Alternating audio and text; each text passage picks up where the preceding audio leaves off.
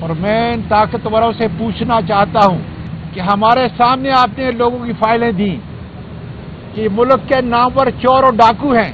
میں نے ان فائلوں کو پڑھا بحیثیت وفاقی وزیر کے، اور دکھ کی بات یہ ہے انہی لوگوں سے اب یہ امید آپ کر رہے ہیں کہ یہ ملک کو درست، ملک کو اچھائی اور ترقی کی طرف لے کے جائیں گے، جن کا بنیادی مشن، جن کی اولادوں کی بنیادی مشن اس ملک کو لوٹ کر کے باہر لے کے جانا ہے. اس کے ذمہ آپ نے یہ کر دیا کہ یہ ملک کو ترقی کی طرف لے کے جائیں گے. سوچنے کا مقام ہے، یہ ملک آپ کا ہے، یہ ملک ہمارا سانجا ہے. خدارا پاکستان کا بچہ اس وقت عمران خان سے محبت کرتا ہے، نہیں ہے تو 77 سال کے اس بزرگ سے پوچھیں کہ قید و بند میں کیا ہوا، تشدد کیا ہوا، 9 دن مجھے CTD میں کیوں رکھا گیا، کون سا جرم تھا. جو ناٹک پاکستان میں جمہوریت کے نام پر الیکشن کمیشن اور ہماری عدالتوں نے، اعلی عدالتوں نے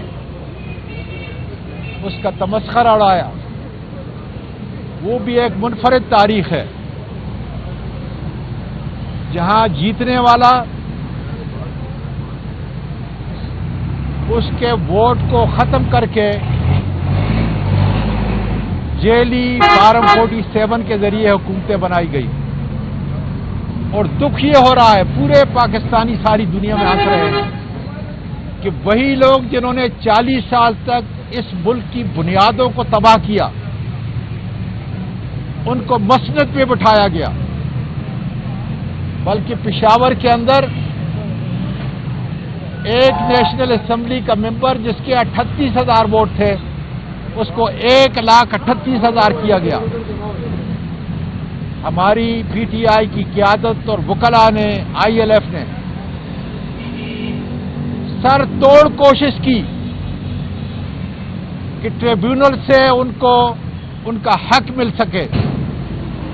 میرے دائیں طرف اور میرے بائیں طرف وکلاء سرگرم رہے، لیکن وہ بھی پاکستان کی تاریخ کا ایک سیاہ باب تھا.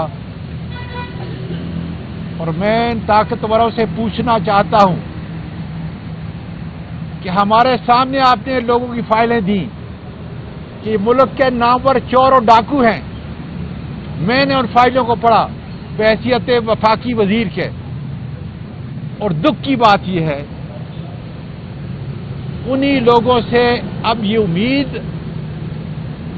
آپ کر رہے ہیں کہ یہ ملک کو درست، ملک کو اچھائی اور ترقی کی طرف لے کے جائیں گے، جن کا بنیادی مشن،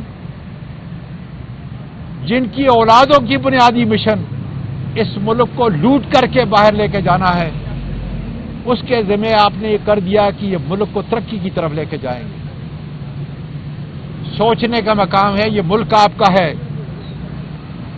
یہ ملک ہمارا سانجا ہے. خدارا پاکستان کا بچہ اس وقت عمران خان سے محبت کرتا ہے، نہیں ہے تو 77 سال کے اس بزرگ سے پوچھیں کہ قید و بند میں کیا ہوا، تشدد کیا ہوا، 9 دن مجھے CTD میں کیوں رکھا گیا، کون سا جرم تھا.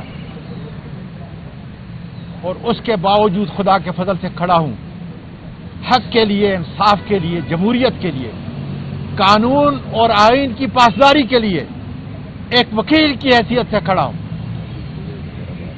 اس لیے سوچیں، اس ملک سے آپ کی پہچان ہے. جس ملک کے سفیر کو دیکھ کر کوئی ملک باہر نکالے گا، اس ملک کی شناخت ختم ہو گئی. یہ ملک آپ کا ہے، اس ملک کی شناخت آپ سے منسوب ہے. سوچیں، ساری دنیا اور خاص کر ملک کے پاکستان میں رہنے والے اور باہر پاکستانی اپنے ملک کے لیے آہوزاری کیوں کر رہے ہیں. پاکستان پائندہ باد.